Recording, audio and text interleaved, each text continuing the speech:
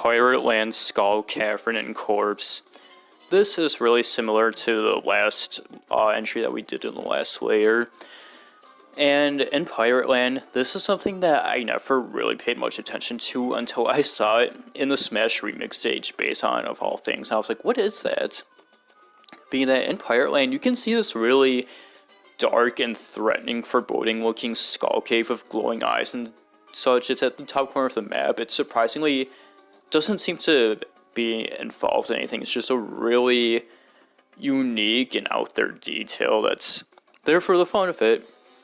But not only that, you can see skeletons and such lying around, and you know, I get it's like, oh, pirate time decorations, haha, but like again, when you like take it into context at all, or just at all a bit seriously, especially for the Mario, it's kind of weird because again, these are supposed to just be straight up like dead bodies, human skeletons.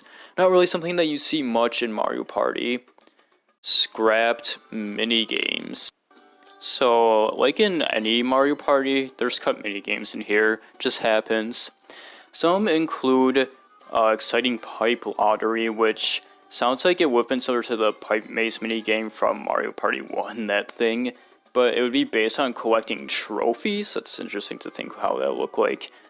And there's also one called Note Step. And there was another one with river rafting that you would throw gems on while collecting coins. And probably most infamously is that Tug of War is a cut minigame, being that, yeah, it's the infamous one from Mario Party 1 where you would destroy your palm and rip the skin off, but of course it would have involved mashing that, and I guess it would have been 2-on-2. I suggest looking at the cutting room floor for a full list of known scratch minigames as well as a description on them. Bowser Bomb manual use. So the Bowser Bomb is an item that you get usually by accident, sometimes on purpose, like if you're DK, but it doesn't like use like a standard item. It just ends automatically at the round that you got on, and you know, Bowser appears and so on. However, if a player has a plunder chest already and they are up after the player who got the Bowser Bomb, you can use the plunder chest and see if it takes the Bowser Bomb. If that happens, you will have the option to use it manually afterwards. However, if you try this, the game will tell you that you can't use it right now. It's really, really obscure. Probably nobody will ever see this unless if you know about it and you try doing it on purpose, and even then it would be like almost like impossible to, especially just one player. Unused Jingle. So this is something that carries over from Mario Party 1 again, and it's back in 2, but it's something that's of course completely unused. However, apparently sometimes it will play in the debug menu. Take a listen. All win / all one.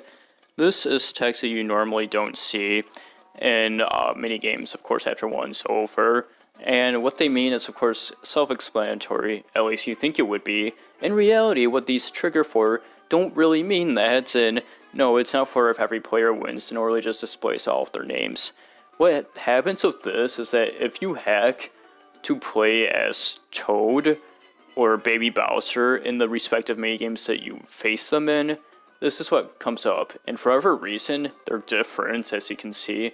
For Toad, all wins happens, and then for Baby Bowser, all one happens.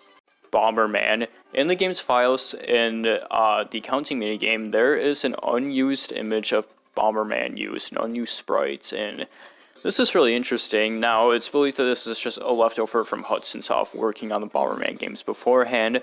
However, it matches up like with it visually. Like, I don't know, who knows if they almost want Bomberman to make a cameo and appear as a character who you have to count. That could have been neat, or maybe there's deep in within the game's secrets nobody ever found. Secret Bomberman playable character. Ooh.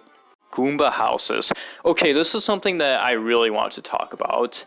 So, in every board of this map, have you ever noticed, I have it on the side of this iceberg as the layer's image, there is a Goomba house that looks the same on every map. It's just there. It's in every single map. It looks exactly the same.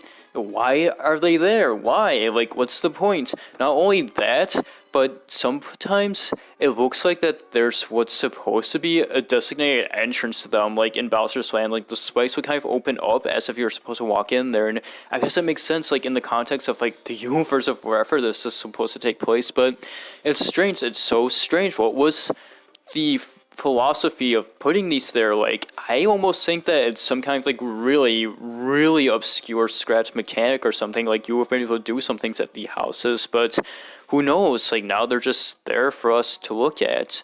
Really strange. And next up, it'll get stranger, much stranger, as we are at the bottom of the iceberg.